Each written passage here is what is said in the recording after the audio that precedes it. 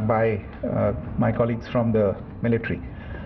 The Director General of Military Operations of Pakistan called the Director General of Military Operations of India at 15:35 hours earlier this afternoon.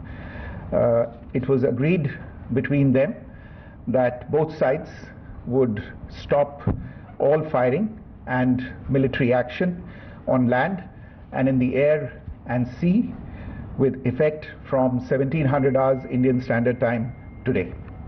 Instructions have been given on both sides to give effect to this understanding. The Directors General of Military Operations will talk again on the 12th of May at 1200 hours. Thank you.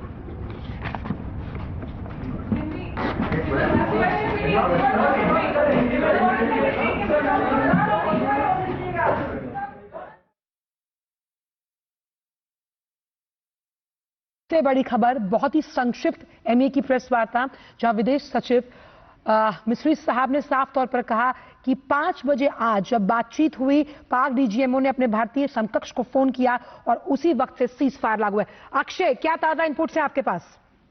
देखिए, इस वक्त अगर सूत्रों के हवाले से बात की जाए कि किस तरह से ये अंडरस्टैंडिंग रीच हुई है, यानी कि किस तरह से ये सीज फायर लागू किया गया है, तो पाकिस्तान के डीजीएमओ की तरफ से आज दोपहर में एक कॉल रिसीव किया गया भारत की तरफ से, जिसमें उन्होंने कहा कि हमें सीज फायर करना है, हमें लड़ाई बंद करनी है। एक अंडरस्टैंडिंग इस बात को लेकर रीच हुई, एक अंडरस्टैंडिंग पे दोनों देश आए कि जो हमले और हमलावर कार्रवाई है दूसरों के ऊपर, उसे तत्काल प्रभाव से बंद कर दिया जाएगा।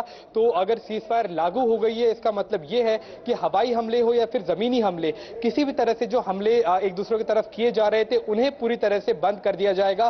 तो एक बड़ी मोरल विक्ट्री ये भारत के लिए है। भारत ने शुरुआत से कहा था कि हम एस्केलेशन नहीं चाहते हैं, हम केवल आतंकवाद के खिलाफ ये जंग लड़ रहे हैं, आतंकवादियों के खिलाफ लड़ रहे हैं।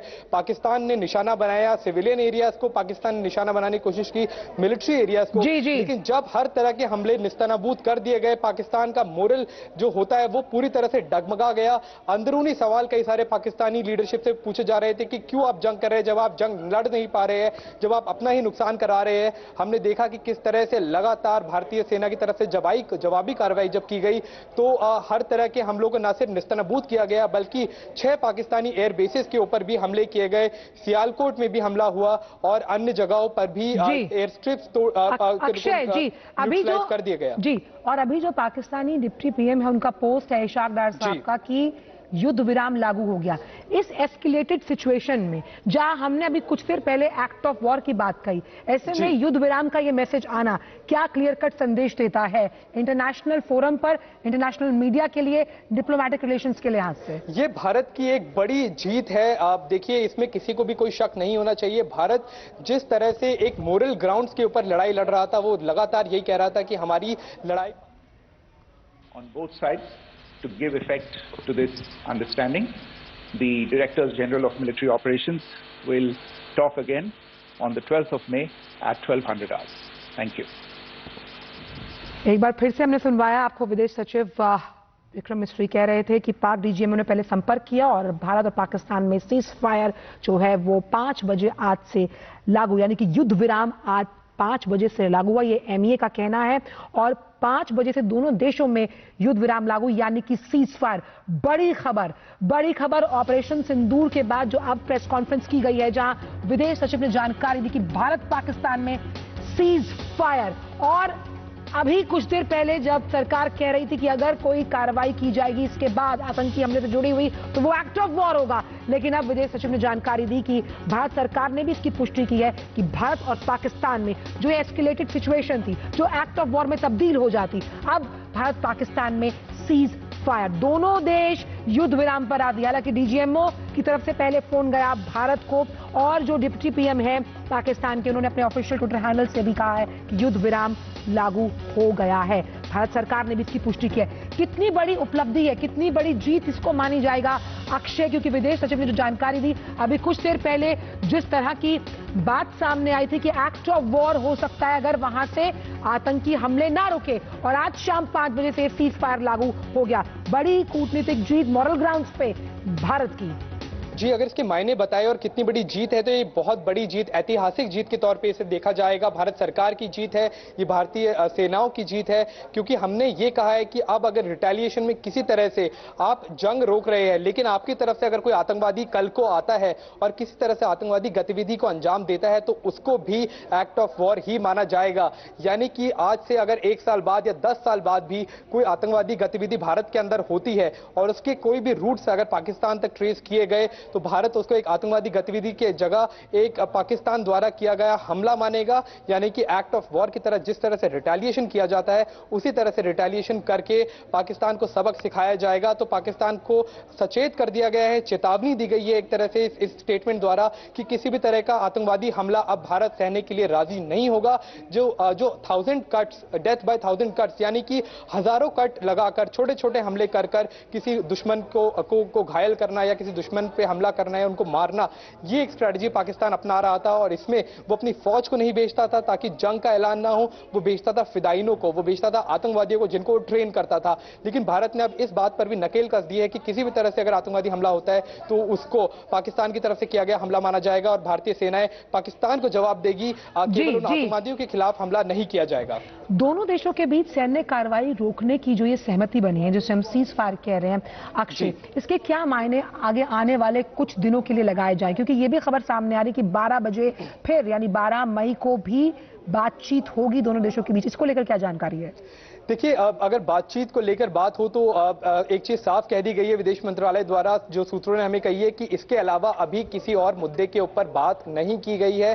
केवल और केवल जो जिस तरह से हॉस्टिलिटीज थी, जो हमले एक दूसरे के ऊपर किए जा रहे थे, उसको लेकर साफ तौर पे बात हुई है और ये बात पाकिस्तान द्वारा इनिशिएट की गई। पाकिस्तान द्वारा ये कहा गया कि हम अब लड़ना नहीं चाहते हैं, अब हम शांति बहाल करना चाहते हैं। और वो इसलिए कहा गया क्योंकि जिस तरह से जवाबी कार्रवाई भारत ने की थी, भारत ने एक तरह से मुंह तोड़ जवाब पाकिस्तान को दिया था पिछले 12 माने घंटे से 24 घंटे कहीं ना कहीं पाकिस्तान, बिल्कुल, तो अक्षय माने इस बात को कि पाकिस्तान खस्ता हाल, बदहाल, बदहवास और जिस तरह से वो समझ रहा था कि उसके हर एक प्रोपेगेंडे को हम विफल कर रहे हैं, उसके हर एक हमले की जवाबी कार्रवाई मुंह तोड़ दी जा रही है, इसीलिए शांति का प्रस्ताव लेकर पहुंचे डीजीएमओ।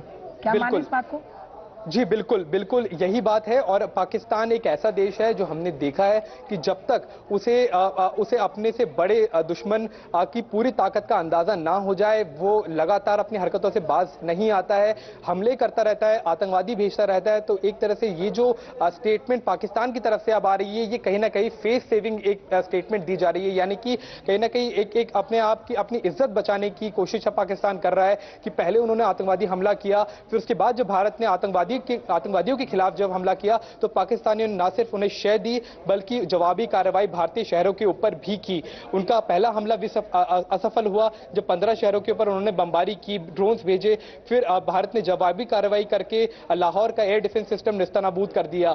फिर कल रात की अगर बात की जाए तो लगातार हमले किए गए, चाहे सांबा की बात किया जाए या फिर जो पंजाब के अन्य शहर है, राजस्थान के शहर है, गुजरात के शहर है। गुजरात में भुज पर हमला किया गया, उधमपुर में हमला किया गया, आदमपुर में हमला किया गया, बठिंडा में भी हमले किए गए। और अगर हम जम्मू कश्मीर की बात की जाए वहां तो लगातार सीजफायर वायलेशन हो ही रहा था, आर्टिलरी से हमले किए जा रहे थे। लेकिन भारत ने एक तरह से संयम बरता, भारत ने पूरी तरह से अपनी ताकत दिखाई कल रात को, जब भारत ने अंदर घुसकर 6 से ज्यादा जो पाकिस्तान की एयरबेस है उन्हें निस्तनाबूद किया।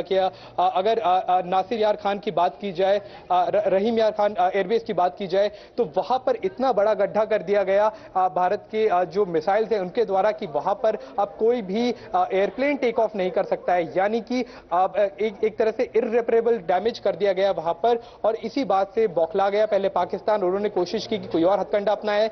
अब भागकर फिर वो अमेरिका के पास जाने के लिए मजबूर हुआ कि किसी तरह से ये युद्ध रुकवाइए, वरना हमारे देश की न सिर्फ फौज खत्म हो जाएगी बल्कि हमारा देश भी बिखर जाएगा।